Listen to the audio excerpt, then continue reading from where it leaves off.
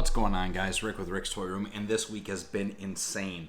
So I'm just going to finish uploading the unboxing video of the Batman blind bags that I received last week from my buddy Kevin over at a comic shop down in Arizona. And during that video, I told you guys that I was going to come back and talk to you about a scam that happened this week to me, or at this point last week.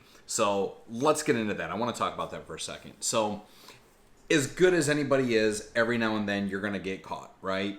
And last week was really no exception. So it's actually happened 2 weeks now, but got really excited, was on Facebook, and saw a post about the Tampa Metallica event posters. A couple guys had them on sale. I missed out on the auction that they were doing, so I decided to just say, hey, look, I'm in search of buying one. If you've got one for sale, let me know. I had just purchased the poster one of two the week before for like $160. I picked it up locally in Lakeland, so I was like, you know, why not? Let's see if I can find another one. If I can find the second one, put them up in a frame, it'll be really awesome. A couple hours later, this guy messaged me back, and he's like, I've got one, $180. And I'm like, just paid $160 with a local pickup, dude. I was like, I'm not paying $180 plus shipping. Negotiated him down to $160. That included PayPal goods and services plus shipping, and he was supposed to ship it out that week. So I made that purchase on a Tuesday. So I was like, made that purchase on the Tuesday. I could turn around and he would hopefully ship it out Wednesday. I would get it by Friday or Saturday. So Thursday, I get a message, or Thursday, I haven't heard back from this guy.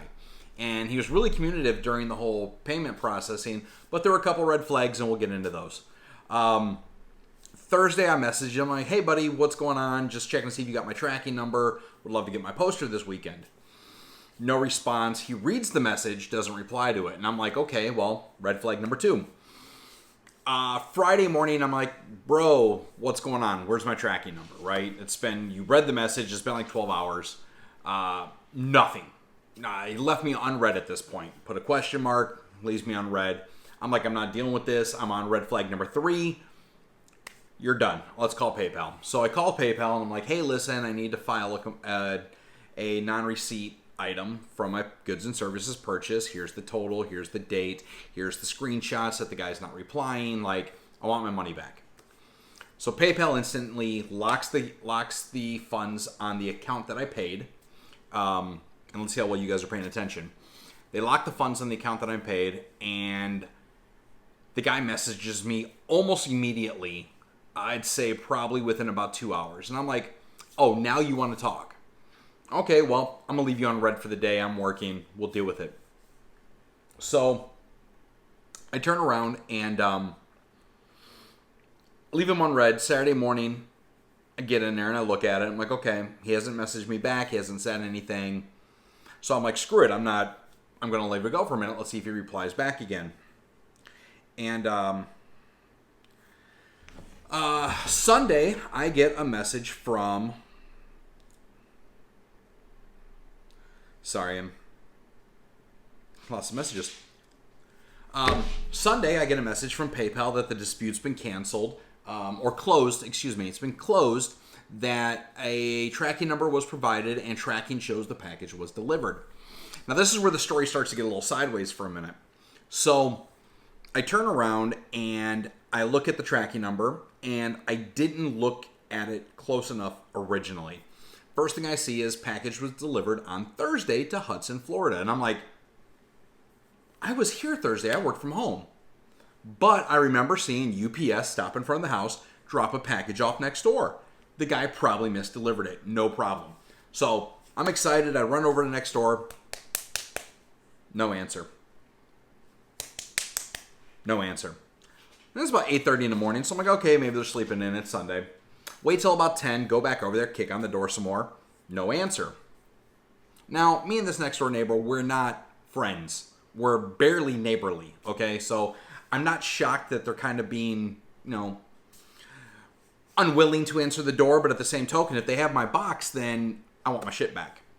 So I write a letter, tape it to their door, and then I actually turned around and got on Facebook and was like, hey, I think my neighbor got my package. I saw UPS at your house on the day this thing shows delivered. Let me know if you got my box. I'll come over and get it. So all day now I'm steaming, right? I'm thinking they stole my package. Like, I'm really upset. They replied to the Facebook comment, we saw your note, saw that you came over. We don't have your package. Now I'm fuming. I'm like, okay, you know what? I'll open a claim with UPS. It's not a big deal.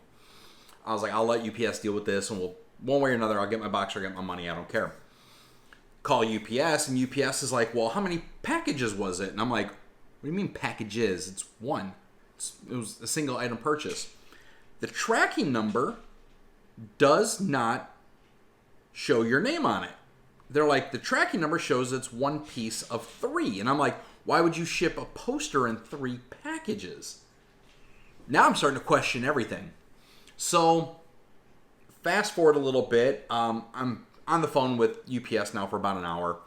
Finally get a supervisor on the phone. Supervisor's like, give me your name, your address, the tracking number. Give that to them. They're like, where did it come from? Told them the origin point. They're like, sir, nothing about this tracking number is your box. I'm like, what the hell are you talking about? So UPS comes back and says, the package name, the origin point was a business. The package was named to someone else, delivered to somewhere else. This isn't your tracking number. I was like, I need that in writing. So I get that in writing. I contact PayPal. Now, by this time, it's Monday. Contact PayPal. I'm like, I have a letter from UPS. This package, this tracking number they've given you is false. I don't know how they got the tracking number, but it's false, and this is a scam. At this point, I start to put everything together. And I'm like, it's a complete scam. I want my money back. PayPal's like, we got you. You paid goods and services. You're a business account. We're going to reopen the dispute, go to back office. Everything that we see, this looks scammy to us as well. Apparently, they started tracking some things and didn't tell me. They're like, we'll open the claim. You should have your money back in about 2 to 3 days. Cool. So that was Monday. I turn around, and then I start going through everything, right? I start looking at the tracking number again. I start looking through the conversation, and I realize what happened. So how this scam really works is you get somebody that buys a PayPal account, and normally they buy multiple so that the accounts can be cashed out. So what they do is they filter the money through multiple PayPal accounts once they find a target. So here I post on the internet, I'm looking to buy a product, and they share me photos of a product. Well, problem was they didn't own the product. So this guy shows me photos of a product. It looks good. I didn't ask the Facebook group that I was trying to do the purchase from if this guy had any references, mistake number 2.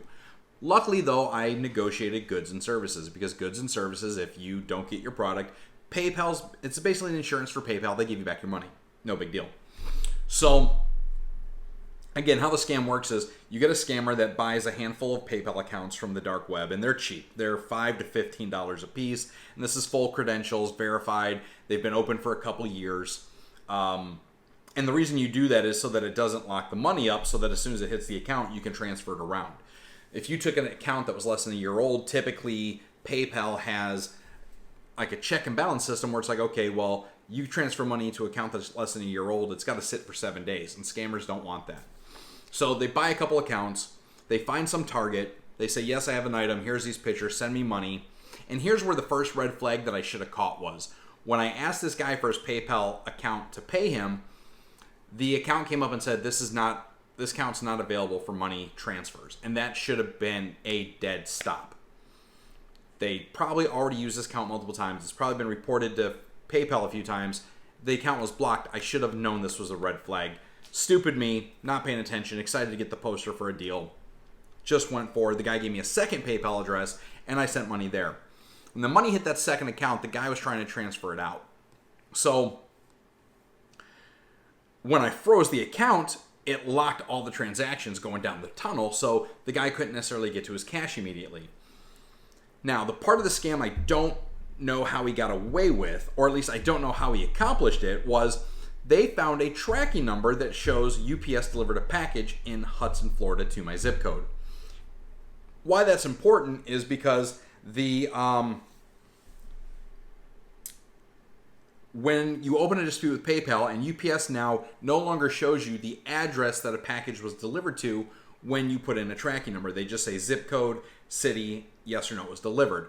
So somehow this joker got access to a zip code that showed delivered that week, so it looked like it was a legitimate transaction. By doing that, PayPal releases the funds. So they were able to get PayPal to release the funds, and by the time I got back in contact with PayPal, the money was gone. It's probably been bounced 2 or 3 PayPal accounts. They probably bought an online gift card, resold it, made a bunch of money. And unfortunately, the person that's going to get screwed in this deal is actually the account they stole, because that person has to cover the $170 that went into their account that was then refunded to me, but was also sent out to how many of our accounts down the road. So again, the scam basically works. You have a stolen PayPal account or 2. You find a target to buy an item. You send them fake photos. Photos of an item they want to buy that you just don't own. And you can do this through Google or eBay or wherever. You get them to pay you. You move the money out of that account as fast as you can for 2 reasons. One, the account holder should have received an email that they received money. So they're probably going to go in and change the password, freeze the account, whatever. But at the same token, you don't want a dispute open so the money doesn't get frozen, so you can get it out and however you cash it out. So you get the multiple accounts, you get someone to pay you, and then when they open a dispute, you have yourself a tracking number to say, here's the tracking number, it was delivered, I didn't rip you off. In reality, all they're trying to do is protect that stolen account so they can keep using it to keep scamming money.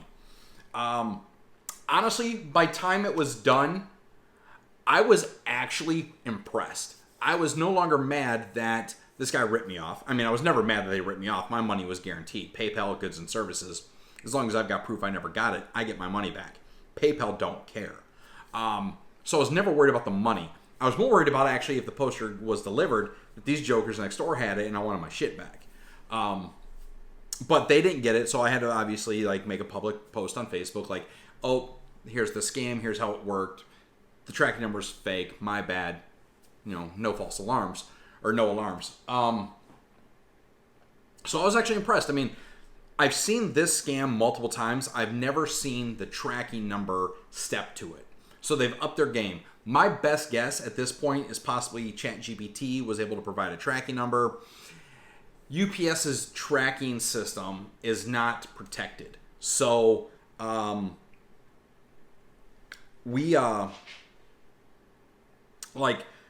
you can just say, here's a tracking number, and UPS says, oh, delivered, not delivered, whatever. So because they've taken off the addresses now, maybe the API has got maybe the API called a UPS has a way that you just pass it a zip code and it just grabs a random package. I don't know.